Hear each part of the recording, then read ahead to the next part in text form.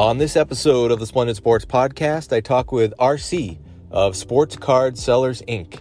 We connected over Twitter after he made an interesting post observing how most of the cards that he's tracking are roughly the same price now as they were a year ago. It's like the last year never even happened. That led us to this conversation where we talk about that very topic and perhaps even more importantly, why we think that happened, along with what we think the short-term and the long-term future holds for sports card prices. Here it is.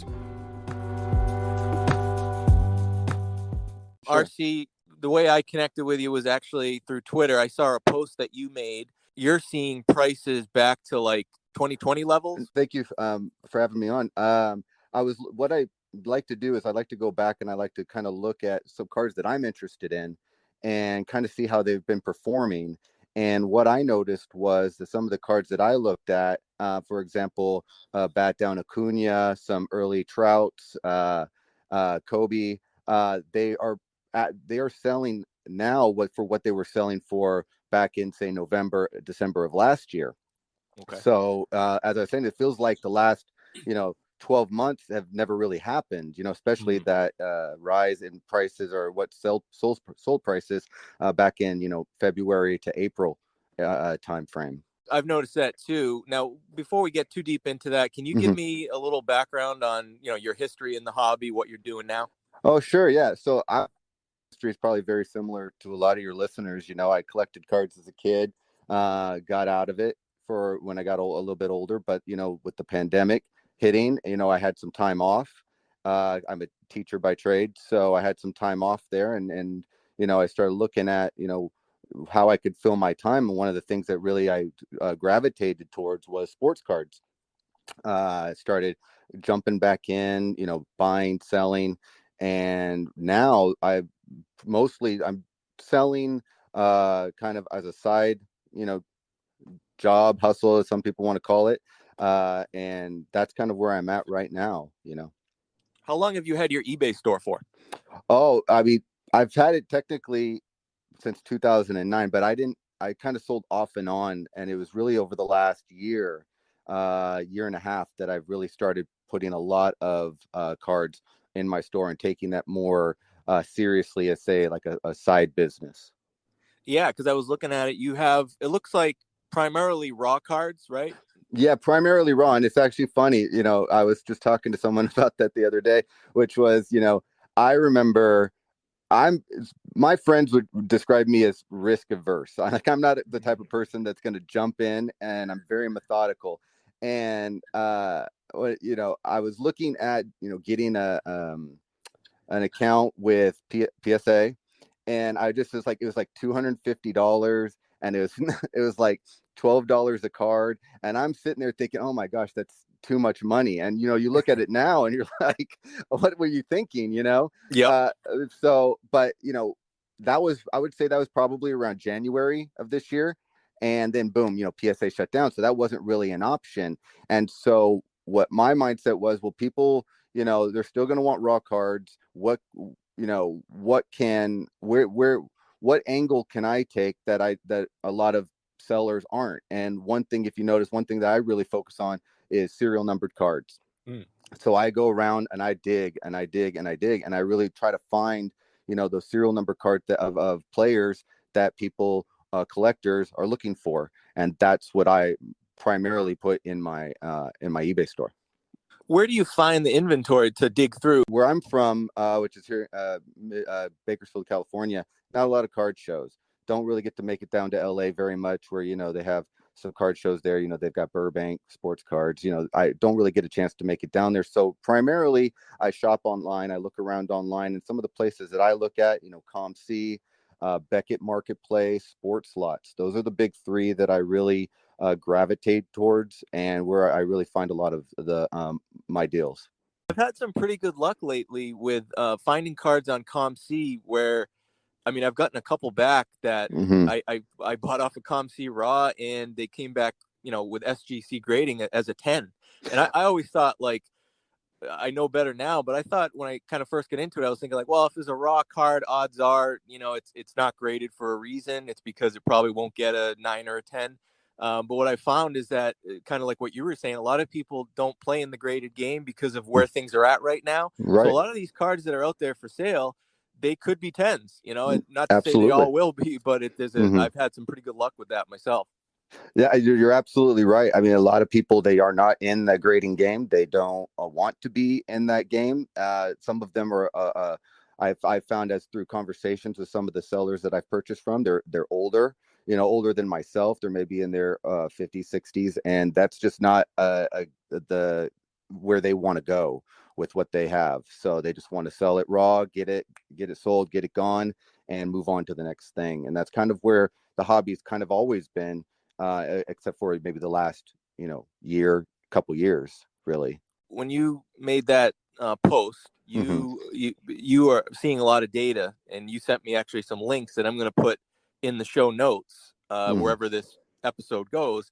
But could Hmm. you go through maybe some of that as far as what you're seeing? Like you said, it was almost like the last year didn't happen. What are some of the things you're looking at as far as to track that, but also maybe even some of the reasons why you think that is the case? Well, the great question. And so when I was looking at that, I'm like I said, I'm very methodical, and I like to ask myself, why are things happening the way that they're happening? And I think for a lot of people, they'll automatically look at, okay, cards aren't as, I don't want to say as popular, they're actually just as popular as they were a year ago. But why aren't things selling as much as they were, 8, 9, 10 months ago? And I think a lot of people will automatically look at, well, we did, people aren't getting stimulus checks, rental, people are having to pay rent again, things like that. And they would be correct. I mean, those, to me, based off of what I'm seeing, though, that's absolutely, that's absolutely one of the main reasons why we're not, prices aren't where they were, 8 or 9 months ago. One of the links that I sent you, it was looking at, monthly percentage of change in disposable personal income here in the United States. And if you look back to January, February, March area, the percent of disposable income that people had was very, very high. And you can chalk that up to the reasons that I mentioned previously, which were, people were getting stimulus checks, tax returns, rental freeze, things like that for a particular person. They didn't have to pay rent, they were getting a tax return, and they were getting a stimulus check, and that's a big infusion of cash. And since we were in a pandemic, or we are currently are in one, at the time, people weren't going out to eat, people weren't going to the movies, they weren't traveling, so they had this influx of cash and nowhere to spend it. And so I think a lot of people gravitated towards something, things like sports cards and Pokemon cards, and that's where they spent their money. And some people took that money and they used it to buy cards to flip and buy wax to flip and make some extra cash. So now that that's kind of dried up, that we haven't had a stimulus since that time, people are paying rent again. People are starting to have to spend their money on things that, essentials rather than disposable items like sports cards. Would you consider yourself a sports fan? Oh, absolutely. Yeah. I figured. I used to assume that, right? Like if someone is in sports cards as a hobby Hmm. or even as an investment, you Hmm. would assume that, well, they must be big sports fans. One of the things I wonder is Gary V. Right? I Hmm. honestly, I never. I mean, I'm not. I sounds like a great guy and very Hmm. successful guy. I had never heard of him, and then Right. all of a sudden, like when I first got back into sports cards, all I'm hearing on like different shows and podcasts that Gary V, Gary V, Gary V, and Hmm. I'm like, who's Gary V? I looked him up. Sounds like he was more of an investment guy, right? Like a life coach or like here's Hmm. kind of motivational guy, right? Right. Good, and that's great. But it seems like maybe a lot of the people that when he really started focusing on sports cards, when was it, like 2020 or something, like maybe Yeah. a little before that? Devin Uh, Booker. Yeah. I yeah, remember that. and again, you probably know more about this than me, but one of my, I guess, theories in my head is, did he bring in a lot of people into the hobby that aren't sports fans? That's a good question. And yeah, to an extent, I mean, Gary Vee, he's more of he's a brand guy. So it's build your brand. He shows you, like, get on social media, and like that's his thing, and that's how he built his business and all of that. And I do believe that he did bring in a lot of young people into the card space that were looking at it like the same people that are buying, shoes online were jumped in, and they're buying Pokemon and they're buying sports cards to flip, and they're making money. And as long as I believe, like, yeah, I don't want to say like, oh, they're not sports fans, like maybe they are, maybe they aren't, but I think their angle is more, making money. And so they're doing what they do. They do, they grab the PS5s, they grab the shoes, they grab everything, the what do you call it? The computer chips, memory cards, and, they resell them and they're making money. And I think that's a part of the hobby that, a lot of people weren't accustomed to, that they're still wrapping their heads around. A lot of people are frustrated by it. I just look at it kind of as just a part of the hobby that, you've got to swim in that, and try to get through it. But I don't, if as long as there's money to be made, they'll remain in the hobby. And that's one thing that, if you noticed, obviously the price for wax has increased. People are getting smarter. They're getting smarter as far as what they're buying. It used to be they would clear out, when Target would do a drop or Walmart would do a drop online, it'd be gone in a second. Like the average person had no chance to get anything online, or you go in stores and it's all gone. But now when you walk in, you're starting to see a lot of wax, but it's not the kind of product that you can put online and sell for 100% profit, 200% profit. Spend $20, make $40. That's not happening as much anymore. So, there is a part of that where it's kind of like, yeah, they're not spending as much money as they used to, and that's pulling money out of the hobby. So it's having an effect on card prices. Some people talk about, I was having another conversation with someone. They were saying, it wouldn't surprise me. In fact, I think it was in the tweet that I sent. It wouldn't surprise me if like the '89 Griffey was pumped up, and that's one of the downsides that I've noticed, and a lot of people have noticed about what has gone on over the last 18 months is a lot of what you would call a pump and dump, where they would pump the price of a card and then they would unload it, and then the price of the card would plummet. Project 2020 was a really big example of that. And so there is the reason why I think the card market is the way that it is right now is definitely multivariate. It's not just, you can't just put your finger on one thing. One angle that I'm looking at is what we talked about, is just people not having the disposable income that they had, a year ago. And so, it's kind of been relatively flat over the last 8 or 9 months. And, where is the hobby going to go moving forward? I've looked at a lot of what's coming up too. I think with Fanatics coming in, and I've actually watched a few pretty good interviews with Josh Luber recently. And I again, another guy I'd never heard of, but but again, that's just a knock on me. I wasn't that knowledgeable on like, the who's who and everything like that. But man, that guy, I really am impressed with that guy, because he's a collector, and the way he talks, like I find myself nodding like, yes. Yeah. I love everything he says.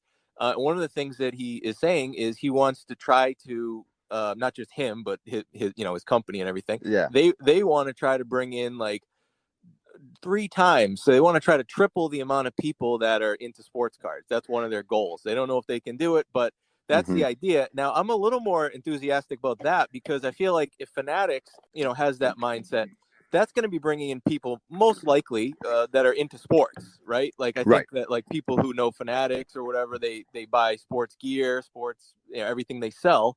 So at least those are sports fans who I think are more likely to stick around, because I think that's the key factor. I think it's going to depend on who you bring into the hobby. If you're developing new collectors, lifelong collectors, I think that's going to be the key for a long-term success. If it's just a matter of like, hey, let's get Gary V to get another round of new people in this thing for a few months, and then we'll pump it up, and then we'll sell our cards at ridiculous prices, and then it's going to crash again.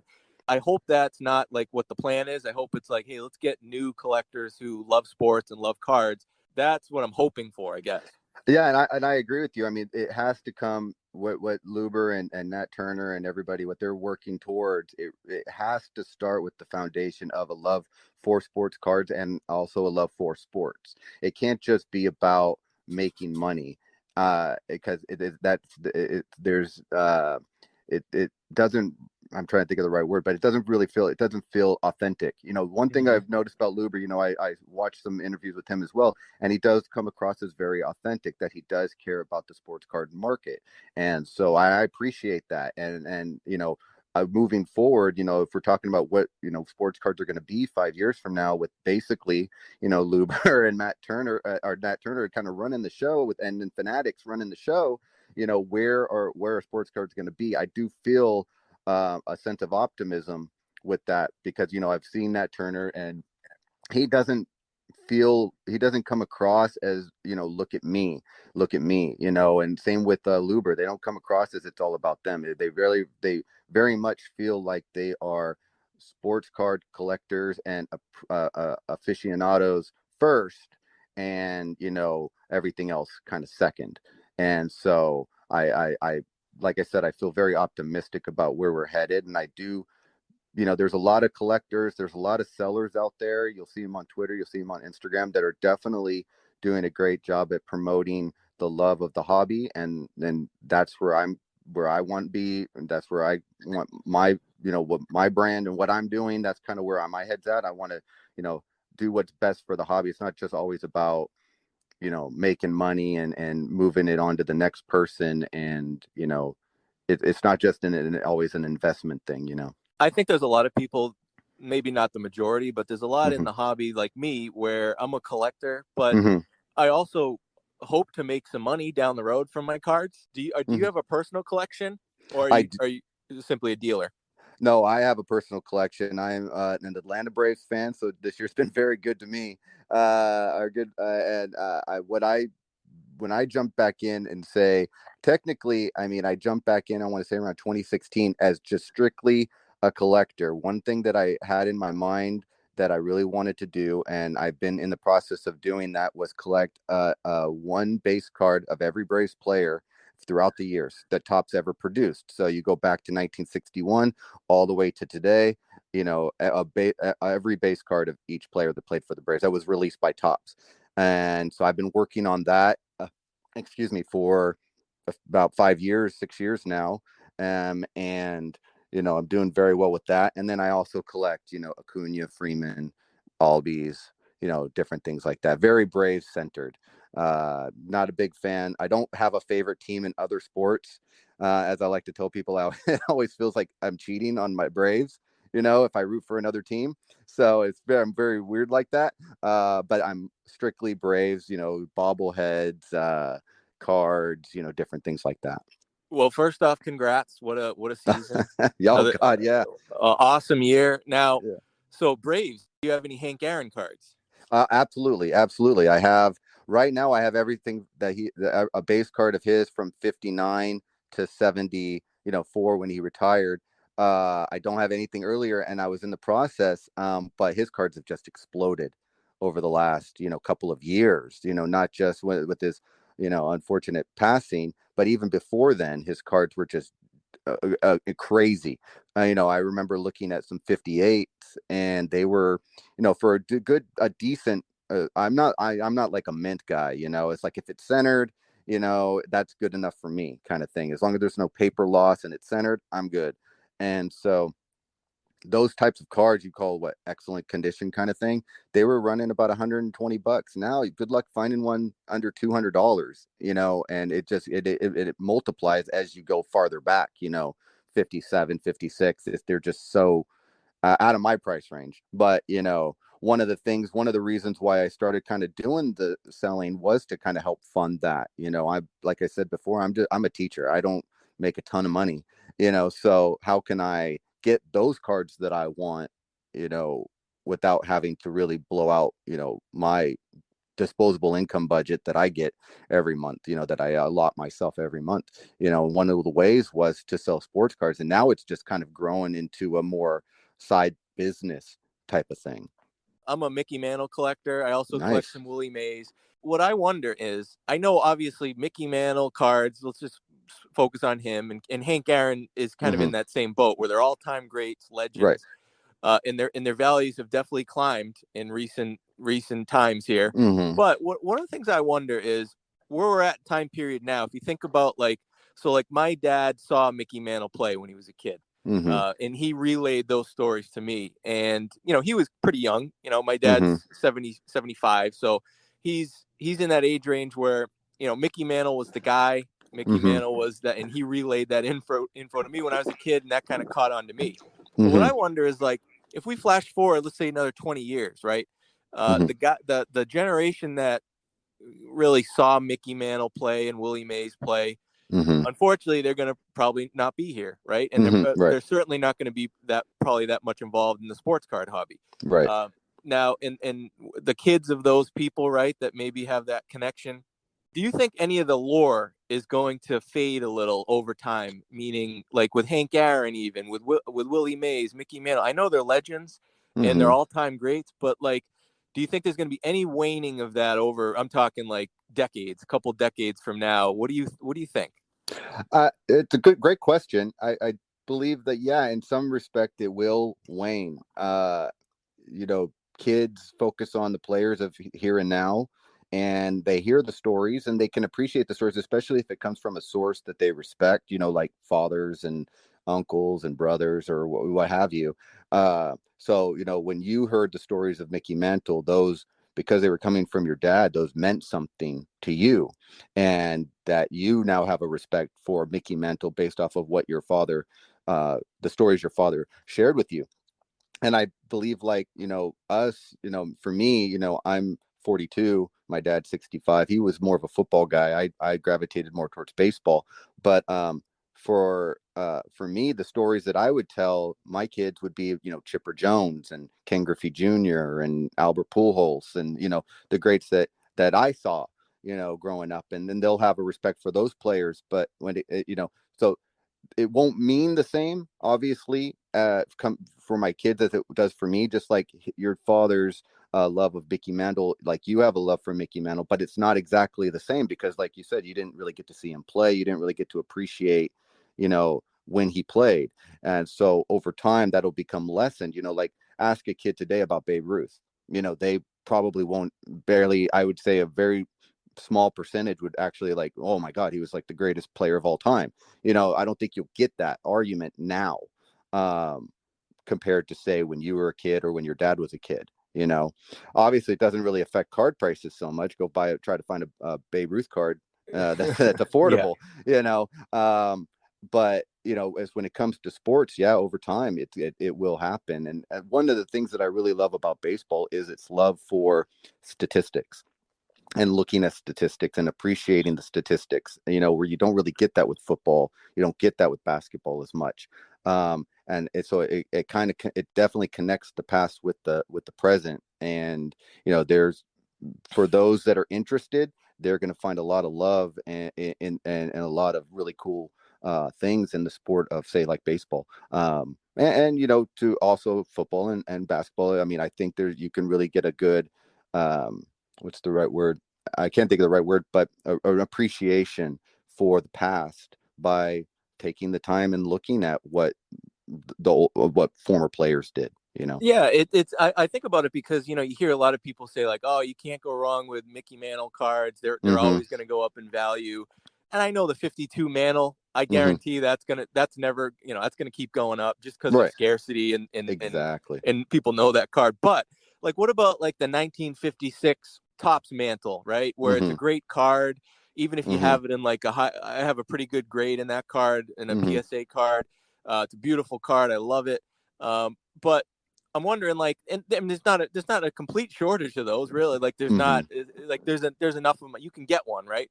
Yeah. But I think in order for a card like that to maintain growth over time, you need at least the same or more amount of Mantle collectors in the hobby, right? Because True.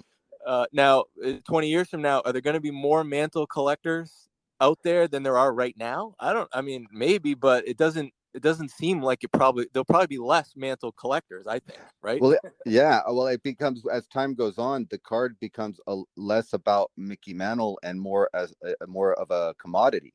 Right. Something that you trade for cash. And what's the value of this? It's just like when it comes to money itself. We put the value on it. So what is a Mickey Mantle worth 20 years from now? It depends on what people at the time believe that it's worth. Because it's such a scarce commodity.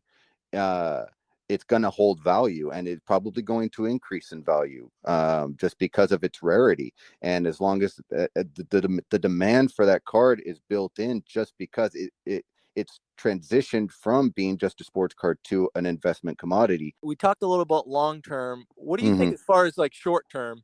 Let's assume that, like, I totally agree with you on those economic factors that Mm-hmm. definitely played a role in it. But Mm-hmm. let's say those kind of stay the same as they are right now, as far as, there's not going to be a new wave of stimulus checks or whatever. Mm-hmm. Everything kind of stays how it is now with those outside factors. Right. What do you see for, like, let's say the next year or two?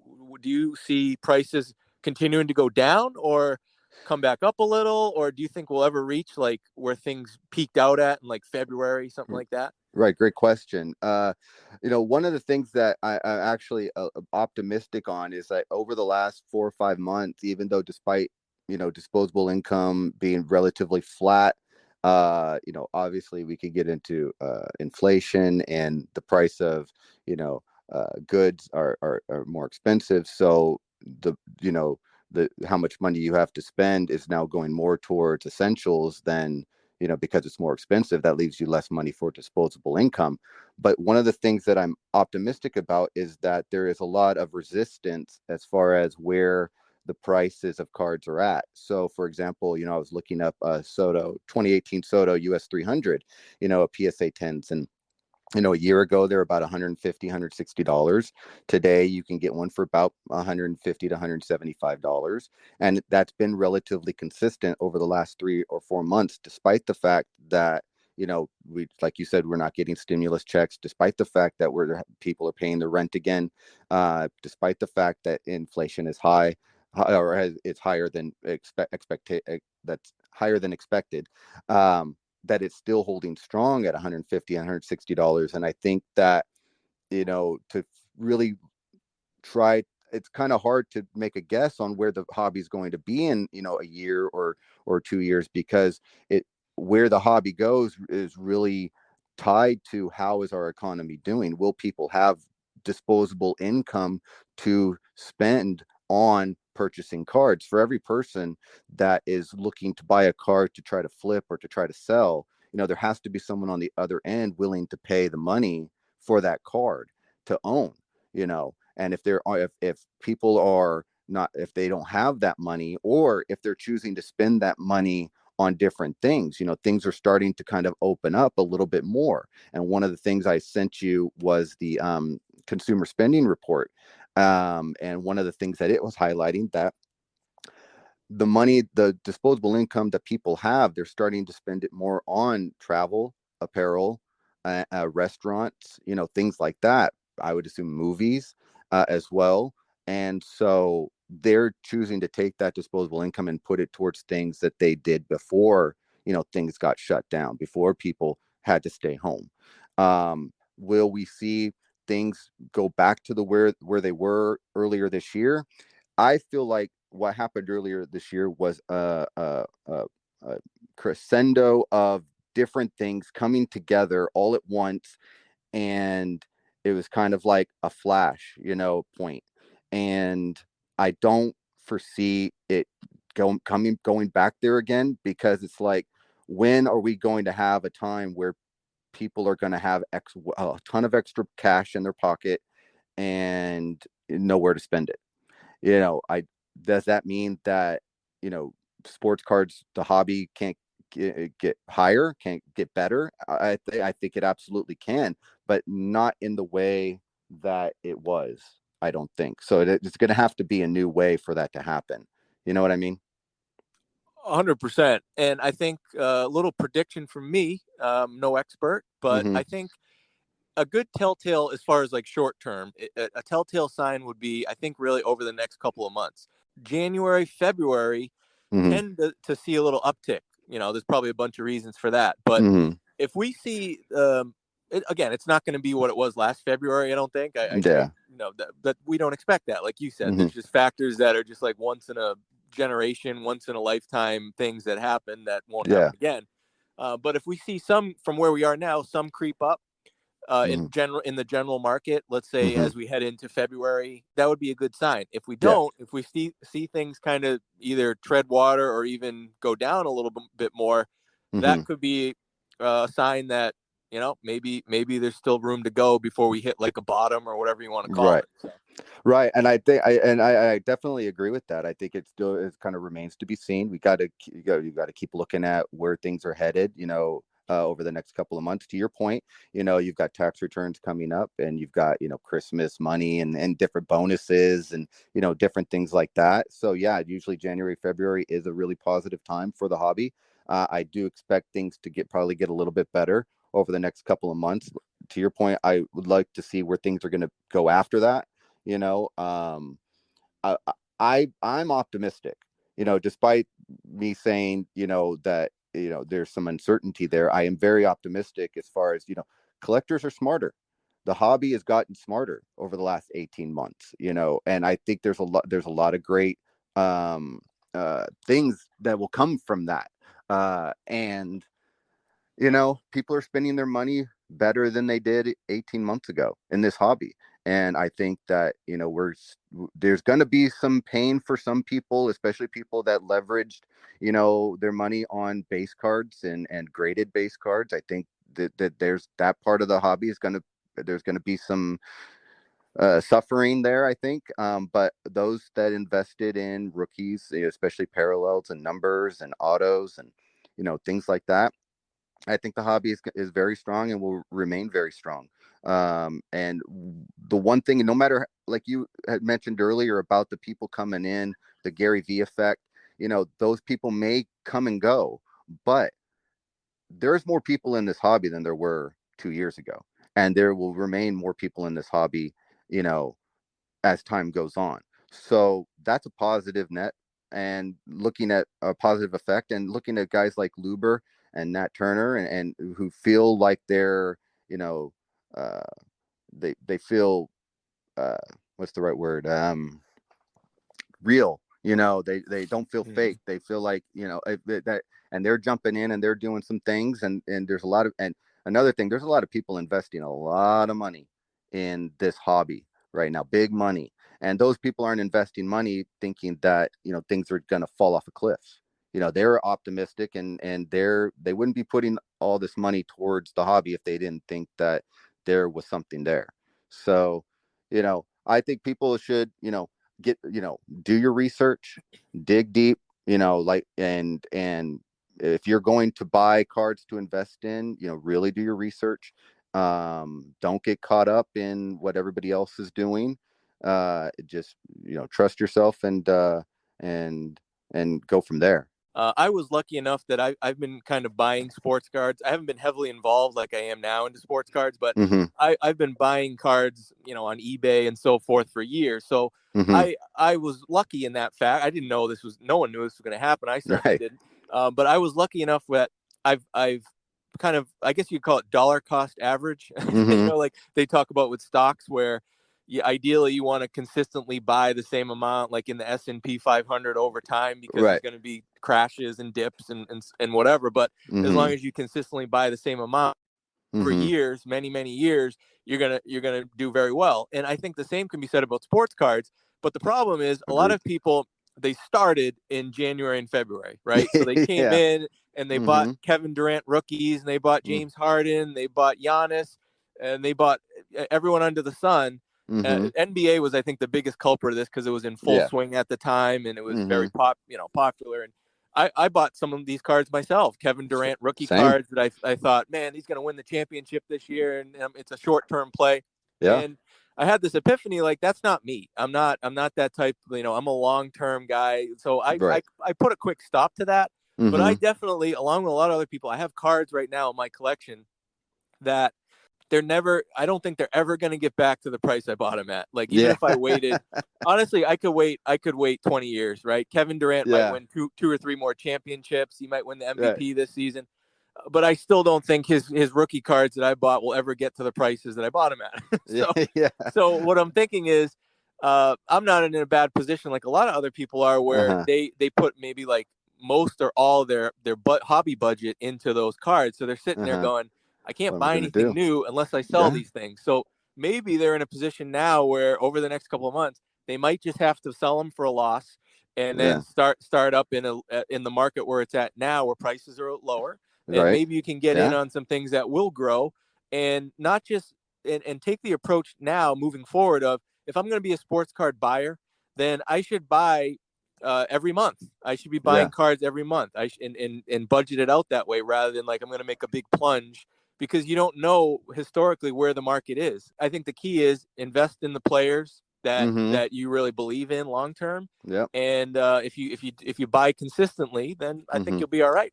Yeah, absolutely. If you're going from an investment standpoint, buy the players you like, buy the players that you think are, the GOATs, and get the best cards you can based off the budget that you have, and do that. If you're a collector, like for me, like I said, I'm a Braves fan. I'm not trying to buy every Acuna autograph, RPA, all under the sun. I get an Acuna card that's even a base card, I'm happy. I'm a Braves fan. That's my collection. But like I said, if you're an investor, then you want to stick to things like numbered parallels and of the best that you can get under the budget that you have. The whole casket card thing that I keep hearing about, this card's going in my casket. That's one of the dumbest things I've ever heard in my life. I would agree with that. Okay, well, look, if you want to give your cards to your kids, that's one thing, right? And then they can, keep them as a memento of you, or maybe they sell them. But I think as we get older, come on, we're either going to want to sell our cards and give our money to our kids, or whatever, put it to good use that you can, go on trips and enjoy it with. But are you really going to be buried in a casket with your Mickey Mantle card? I mean, come on, someone should have that card. Don't bury it with. I mean, that's the dumbest. Exactly. I keep hearing that. I'm like, what are you talking about? Somewhere down the line, that card's getting sold. Like, sell it. Exactly. It may not be you, but if it's not you, it's going to be your kids, and if it's not your kids, it's going to be your grandkids. Like, it's going to get sold. So the idea of putting in the casket, that seems ridiculous to me. Maybe it's just a figure of speech. I'm probably taking it too far, but I keep hearing it, and I'm like, wait a minute. Do you really mean you're going to put it in your casket? I'm sure there are some out there that would actually are considering doing that. But that's a ridiculous notion for sure. Anyway, RC, as I normally do, I kept you much longer than I said, because I love talking this stuff, sports cards and everything. My pleasure. But I really appreciate it, and I love if we could every 3 months, maybe every 3 to 6 months, something like that. We check in on this and see where things are at. Yeah, I would love to come back and look at, like you said, where's the hobby going to be in a couple of months? Come back and talk about that. Where did the hobby go? That sounds like a lot of fun. Perfect. All right. Well, I will talk to you soon then. Thank you very much, RC. Thank you, Adam. All right. Bye now. Bye.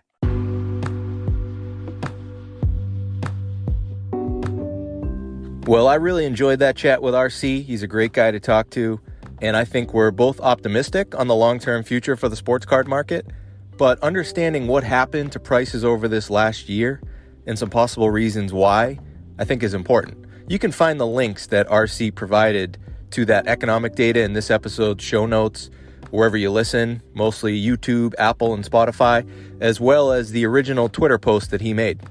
Whether you're a sports card collector, investor, or a mix of both, I think keeping an eye on some of these external factors like consumer spending, disposable income, inflation rate statistics is a good idea.